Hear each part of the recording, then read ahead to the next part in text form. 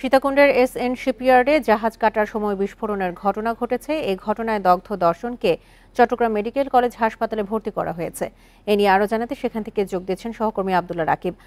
রাকিব, কখন এবং কিভাবে এই বিস্ফোরণটা ঘটেছে, আর চট্টগ্রাম মেডিকেলে যে ১০ জন দগ্ধ অবস্থায় ভর্তি আছেন তাদের মধ্যে কি সবাই শঙ্কামুক্ত নাকি গুরুতর অবস্থায় কেউ আছেন?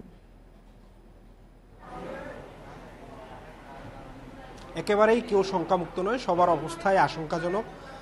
আমরা এখানে যাদেরকে আনা হয়েছে এখন পর্যন্ত ১২ জনকে আনা হয়েছে এবং এই ঘটনাটির সূত্রপাত 12:30টার দিকে। যারা এখানকার সহকর্মী ছিলেন বা প্রতিষ্ঠানের সাথে কর্মরত ছিলেন তারা বলছেন জাহাজ কাটার শেষ দিকে ছিল আজ একটি জাহাজের, সেই জাহাজের উপরেই হুট করে আসলে বিস্ফোরণের ঘটনাটি ঘটে এবং সে সময় সেখানে কর্মরত যে শ্রমিকরা ছিল এবং কর্মচারীরা ছিল তাদের মধ্যে 12 জনই দগ্ধ হয়েছেন। আমরা দেখছি এখন চট্টগ্রাম মেডিকেল কলেজ হাসপাতালের পরিচালক যিনি আছেন তিনি সেখানে পরিদর্শন করছেন এবং ডাক্তারদের সাথে কথা বলছেন, তাদের যে রোগীদের চিকিৎসার বিষয়গুলো তদারকি করছেন। আমরা দেখি যে প্রত্যেকটি রোগীর অবস্থা, বিশেষ করে চিকিৎসকরা জানাচ্ছেন যে 2% থেকে শুরু করে 90% পর্যন্ত তাদের পুড়ে গিয়েছে এবং এর মধ্যে প্রায় প্রত্যেকেরই শ্বাসনালী পুড়ে গেছে এবং এর মধ্যে এখন পর্যন্ত যেটি হাসপাতাল কর্তৃপক্ষ বা চিকিৎসকরা জানিয়েছেন তাদের মধ্যে 6 জনকে আইসিইউতে নেওয়ার জন্য তারা আইসিইউ ডিপার্টমেন্টকে প্রস্তুত থাকতে বলেছেন এবং সেটি হয়তো কিছুক্ষণের মধ্যে সিদ্ধান্ত হবে 6 জনকে আইসিইউতে নেওয়া হবে কিনা।